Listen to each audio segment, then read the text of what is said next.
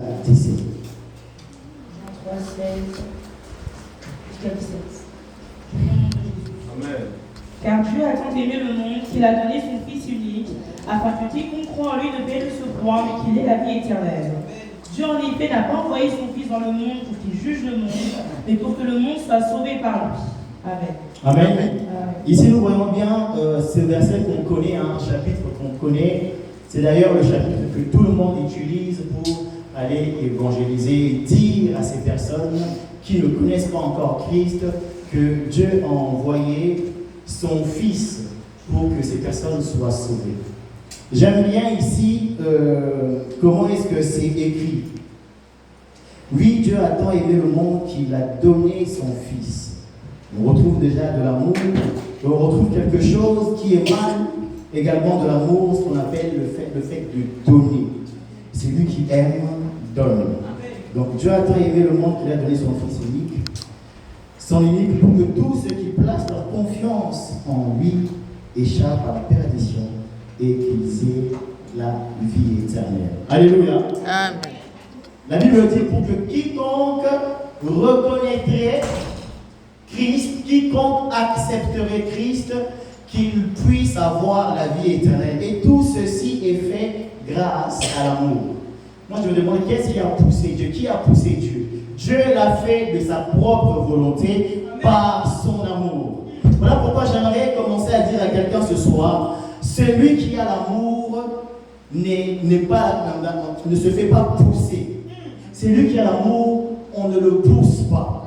L'amour ne pousse pas. Tu fais les choses de manière naturelle. Quand on pousse, ça sous-entend qu'on vient, on commence à t'obliger. Toi, tu étais là, tu étais immobile, sans amour. Mais quand tu as l'amour, tu bouges tout seul. Ce n'est pas quelqu'un d'autre qui viendra te pousser. Celui qui a l'amour, on ne le pousse pas. Amen. Il fait les choses de manière naturelle. Dieu, dans son amour, personne ne lui avait demandé. Alléluia. Amen. Personne ne lui avait demandé. Mais dans son amour, il a été lui-même poussé par l'amour pour venir prendre la place des pécheurs. Et la Bible dit, quiconque. On n'a pas détaillé, on n'a pas dit le chrétien, on n'a pas dit le juste, on n'a pas dit non. On a dit quiconque. L'amour de Dieu englobe tout le monde. Alors l'amour que tu dois avoir aussi pour l'autre ne doit pas être un amour poussé. Alléluia. Amen. Ça ne doit pas être un amour tu as l'impression que c'est une obligation limite. Amen.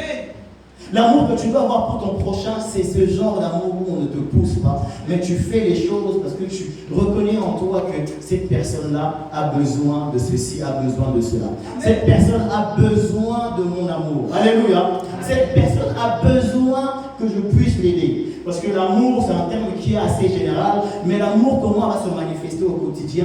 C'est par les actes que tu poses envers ton prochain. Alléluia. Si tu te retrouves quelque part et qu'on commence à te pousser pour faire quelque chose, sache que tu n'as pas d'amour pour faire cette chose-là. Si tu te retrouves quelque part et que tu commences à te sentir obligé d'aimer une personne, sache que ce n'est pas de l'amour. Ce n'est pas de l'amour, c'est tout sauf de l'amour.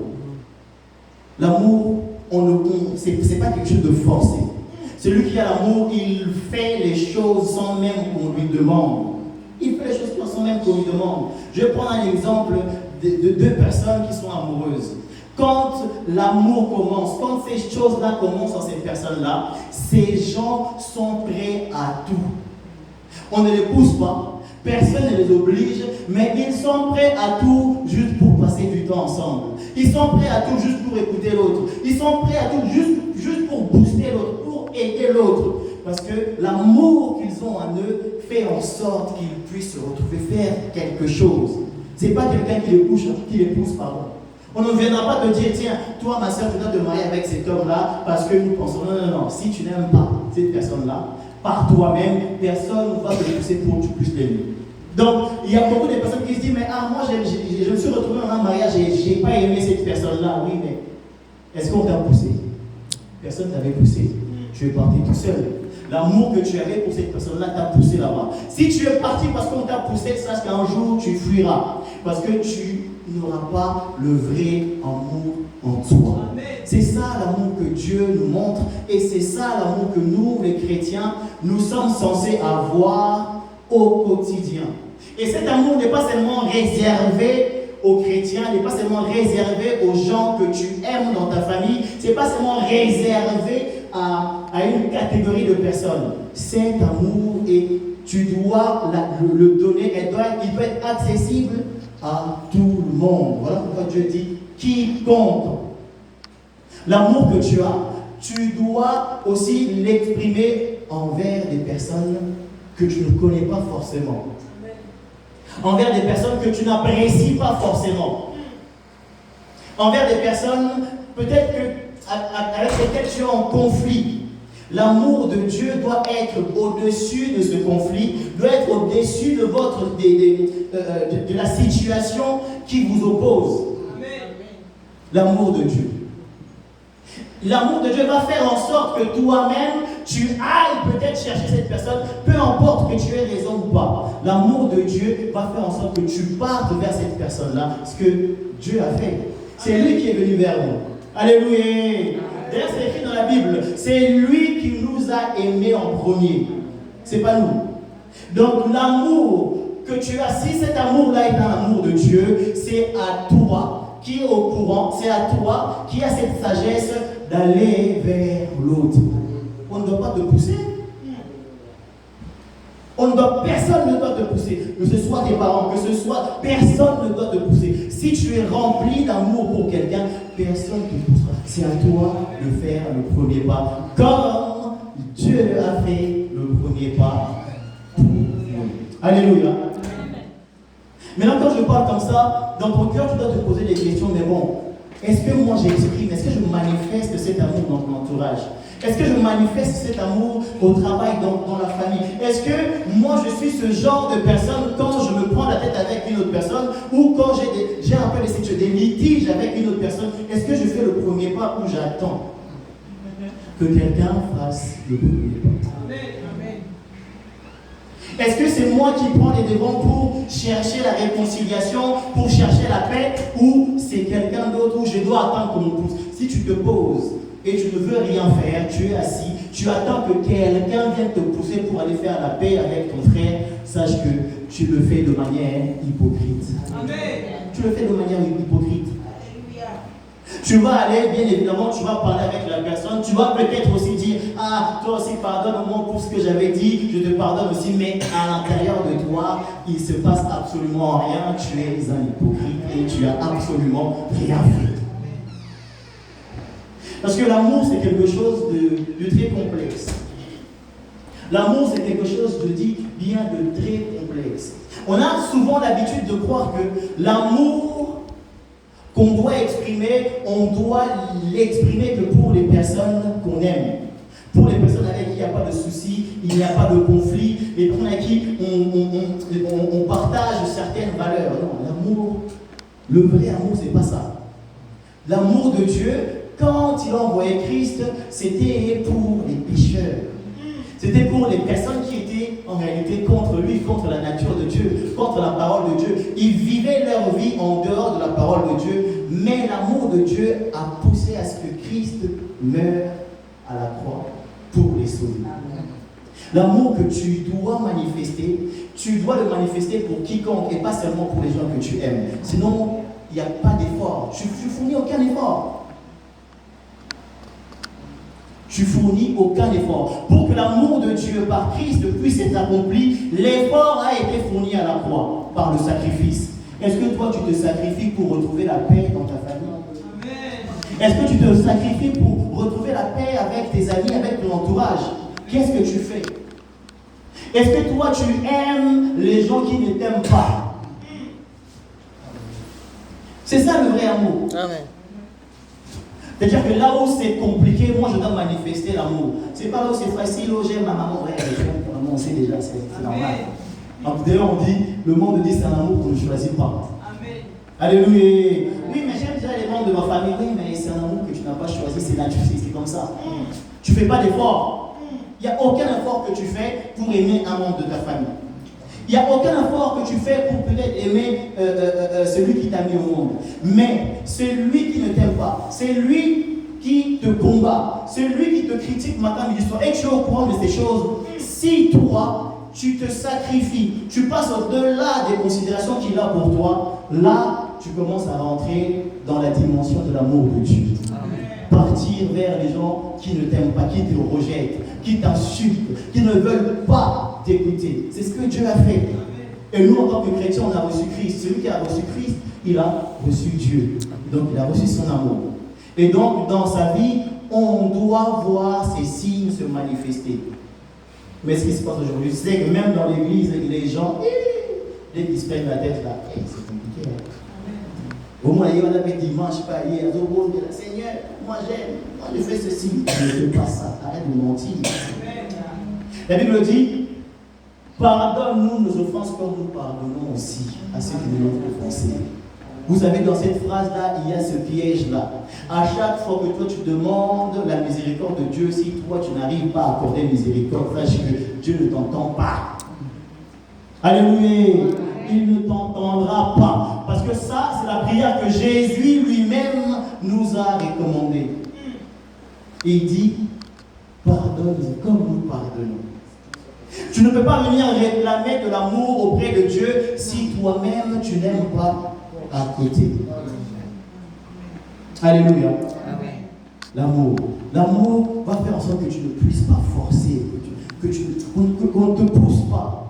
Tu fais les choses de manière naturelle. Quand tu les fais, en plus, tu es dans la joie. Parce que toi-même, tu veux faire ces choses-là. Et non parce qu'on m'a poussé, parce qu'on m'a mis là, je ne sais pas. Non, c'est parce que ça vient de soi-même. Alléluia. Amen. Alors, regardons en nous et commence à te poser des questions. Mais quand je fais ça, je le fais par amour ou je le fais juste pour le faire parce que je suis chrétien, je veux une certaine image? Est-ce que je le fais par amour? C'est la question que tu dois te poser. Et si tu fais quelque chose là où tu ne retrouves pas de l'amour propre, ça ne sert à rien que tu continues. Parce que tout ce que tu vas faire derrière là, ne sera qu'hypocrisie, hypocrisie, hypocrisie. Alors tu vas arriver, tu vas faire des choses, oui, ça va peut-être bien se passer, mais est-ce que tu as bénéficié de la bénédiction par rapport à cette chose-là? Amen. Tu vas faire, oui, ici on va voir les choses de manière physique, mais de manière spirituelle, est-ce que tu vas recevoir la bénédiction qui était liée à cette chose? Non, parce que ton cœur est fermé, tu ne veux pas le faire. C'est ça les questions qu'on doit se poser quand on écoute ce genre de paroles. Est-ce que j'ai fait les choses avec amour? Est-ce que quand j'aide quelqu'un, est-ce que quand j'apporte mon soutien, est-ce que quand je veux conseiller, je vais conseiller un frère et une sœur, est-ce que je le fais par amour pour cette personne? Ou je le fais tout simplement pour qu'on puisse le voir, non, lui il aide, lui il donne beaucoup à l'église, lui il fait ceci, lui il fait cela. Ou tu le fais tout simplement par amour, pour faire du bien. Jésus-Christ est venu nous faire du bien. L'amour de Dieu, ce qui est caché derrière, c'est qu'il veut nous faire du bien. Et pour nous faire du bien, il était prêt à endurer toutes les choses bizarres et compliquées, toutes les choses difficiles que toi et moi sommes incapables de faire. Lui, il l'a fait. Et donc ton amour doit être pareil. Pose-toi la question, est-ce que je le fais avec amour? Amen. Est-ce que quand je suis dans mon travail, est-ce que quand je parle avec quelqu'un, est-ce que quand je conseille, est-ce que quand je suis à l'église, est-ce que quand je fais le service à l'église, est-ce que je le fais avec amour? Et j'aimerais dire ceci, ne te limite pas seulement dire que à l'église, moi je montre l'amour. Ça ne suffit pas. Ça ne suffit pas. Tu vas aimer Golvi, tu vas aimer Cyril, bon, c'est normal, c'est ton frère en Christ, ça sert à Christ, frère en Christ, c'est tout à fait normal. Mais quand tu sors autour de toi, c'est là qu'on doit voir par tes actions l'amour de Dieu. C'est là qu'on doit voir.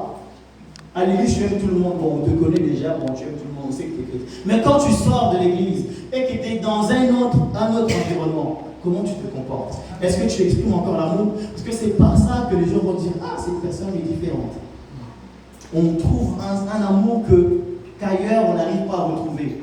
On trouve un amour qui vient spécifiquement de Dieu. Ça, c'est un amour qui est hors du commun. L'amour qui peut pardonner, c'est lui qui nous veut du mal. Alléluia. C'est ça qu'il faut se poser des questions. Et dans le verset 17, il dit, en effet, Dieu n'a pas envoyé son Fils dans le monde pour condamner le monde, mais pour que celui-ci soit sauvé par lui. Et par là, je dis, alors l'amour ne juge pas, parce que c'est lui qui juge, il condamne. L'amour ne juge pas, et l'amour sauve. Amen. Alléluia. L'amour ne juge pas et l'amour sauve. Là, c'est compliqué pour certaines personnes. C'est très très compliqué pour ne pas juger. C'est très compliqué. L'amour ne juge pas. Lui qui est venu avec tous les droits de pouvoir juger les pécheurs, parce que le seul qui en a le droit, le seul qui nous connaît dans les moindres détails, c'est lui. Si toi tu commences à me juger aujourd'hui, tu ne connais pas le fond de mon cœur. Tu ne sondes pas mes reins, tu ne connais pas le fond de ma pensée. Mais Dieu connaît. Et lui, il est capable de juger de manière très très juste, très correcte. Alléluia. Parce qu'il a tous les paramètres. L'amour ne juge pas. Maintenant, pose-toi la question, quand je me mets à juger les personnes qui m'entourent, ça vient d'où? J'exprime quoi? J'exprime de l'amour? J'exprime de la haine? Qu'est-ce que j'exprime? Parce que lui-même, le Dieu que j'ai reçu, qui est censé être amour. Parce que la Bible dit, celui qui n'a pas connu l'amour, n'a pas connu Dieu. Ne connaît pas Dieu. Maintenant, toi, quand tu juges et que tu condamnes, que tu critiques, à la place où tu aurais pu relever un frère, tu aurais pu relever une sœur, toi, non, tu es encore venu enfoncer par le jugement, par les critiques. Ah, d'ailleurs, on dit à Kenzani, en haut, tu commences à juger. Tu ne sais pas pourquoi la personne elle a fait ça. Et des fois même, les gens peuvent nous dire des paroles qui sont blessantes, choquantes, au lieu d'avoir un peu plus de maturité, de se dire que moi j'ai l'amour de Dieu, je vais essayer de passer au-dessus des paroles que je viens d'entendre ici. Je vais aller chercher le fond de ça. Pourquoi cette personne m'a parlé comme ça? Pourquoi cette personne agit comme ça? Pourquoi cette personne pose ce genre d'actes? Ce que nous on va faire, c'est que la personne va dire une chose, nous on va la prendre pour argent comptant. Et on va commencer à critiquer. D'ailleurs, elle est sincère, elle passe devant l'église, elle fait la modération, mais je suis choqué qu'elle puisse me parler comme ça. Asa Moutou. Alléluia. Asa Moutou. Oh, ce frère-là, j'ai l'impression qu'il est trop orgueilleux. L'autre fois, je lui ai parlé, il me parlait d'une certaine manière. Je n'ai pas trop l'impression qu'il veut me parler. Est-ce que tu étais dans son cœur pour savoir ça? Tu étais dans son cœur. Tu sens les cœurs des gens? Non. Ah, ça monte. Ça trouve, tu es venu à un moment où c'était très compliqué. La personne t'a donné une réponse juste parce que quelque part, elle veut aussi être tranquille un tout petit peu. Mais toi, tu commences à juger, tu commences à critiquer, tu condamnes. Ah, d'ailleurs, d'ailleurs, tu juges. Pendant que tu es en train de juger et tu te dis aussi enfant de Dieu. Sauf que Dieu ne nous a pas jugés. Dieu ne nous a pas condamnés. Alléluia. Il est tellement bon qu'il a réservé ce jugement-là le dernier jour. Il nous laisse tout le temps. Et ça veut dire que Dieu voit tellement des choses horribles le matin, midi, soir. Au lieu de nous juger, il nous dit, ah non, je te laisse encore le temps. Alléluia. Est-ce que toi tu laisses du temps à quelqu'un? Est-ce que tu laisses du temps à quelqu'un? Est-ce que tu cherches à analyser pourquoi ce frère ou cette sœur agit comme ça? Par amour, bien évidemment, tu dis, par amour, je ne vais pas lui en tenir rigueur de ce qu'il vient de me dire ou elle vient de me dire. Je vais prendre sur moi et puis je vais prier ou je vais aller voir la personne pour me dire, mais pourquoi tu as réagi comme ça? Pourquoi? Ça, c'est l'amour. L'amour qui te pousse à aller vers quelqu'un qui est en train de te faire du mal, peut-être qui t'a parlé mal à l'instant T. Et toi, tu te dis non, moi je passe au-dessus de ça, je veux savoir pourquoi cette personne-là est en train de dire ça. Au lieu de tomber dans le jugement. Alléluia. Pourquoi tu juges l'autre? Et la Bible, quand la Bible parle de juger, ça ne parle pas seulement des chrétiens, hein. Ça parle de tout le monde. C'est pas parce que tu n'as pas jugé un chrétien que tu dois te permettre d'aller juger un païen. Celui qui ne connaît pas Dieu. Tu n'as pas le droit. Alléluia. Tu as le droit de juger personne. Parce que lui-même ne t'a pas jugé. Si toi tu estimes que tu peux juger, donc quelque part tu estimes que tu es comme Dieu, c'est-à-dire que tu es saint, tu ne pêches pas, tu ne commets pas, tu ne fais pas de mal, tu ne commets pas de péché. Alors qu'on sait tous que c'est écrit dans la Bible, c'est lui qui dit qu'il n'a pas péché, qui est de Dieu un menteur. Alléluia. Donc si toi tu commences à juger, tu penses être Dieu, alors qu'on sait tous que tu n'es qu'un menteur parce que tu es aussi un pécheur. Alléluia. On a tous cette chair, et avec cette chair, il y a des faiblesses. Et si tu ne commets pas le péché de manière physique, dans ta tête, tu peux aussi pécher. Et Jésus même le dit, celui qui commence déjà à regarder d'une manière envieuse la femme d'autrui a commis l'adultère. Tu ne l'as pas fait, mais ça s'est passé dans ta tête. Alors des fois, tu peux croire qu'aujourd'hui, ce n'est pas péché parce que n'a fini ouvertement. Aujourd'hui, je n'ai pas péché parce que je n'ai pas critiqué ou je n'ai pas parlé dans le dos de manière physique sur quelqu'un. Mais dans ta tête, tu l'as pensé. Alléluia. Dans ton cœur, tu as eu ces idées-là. Et des fois même, tu as planifié quelque chose juste pour te venger ou répondre d'une certaine manière. On te parle mal, toi aussi tu dis non, bandé, non, ça va, mais non. Banana, ça va, non, au soleil, non, ça va, cheville, genou, tout. C'est-à-dire que tu prévois ça dans ta tête juste pour faire mal. Alléluia. Mais ça reste dans ta tête. Et toi, tu dis, quand tu finis ta journée, bon, aujourd'hui, je n'ai même pas péché, ah Seigneur, pardonne-moi, patati, patata. Alors que tu avais tellement de mauvaises pensées dans ta tête. Au final, qui n'ont pas tué. Tu as même tué dans ta tête. Akoufala. On le dit, non, des fois. Ça arrive, hein. De dire, Akoufala. Tu as tué quelqu'un dans ta tête. Ça veut dire que quelque part, si tu avais peut-être les moyens de le faire physiquement, tu l'aurais fait. Alléluia. L'amour ne juge pas. L'amour ne condamne pas. Mais l'amour sauve. L'amour sauve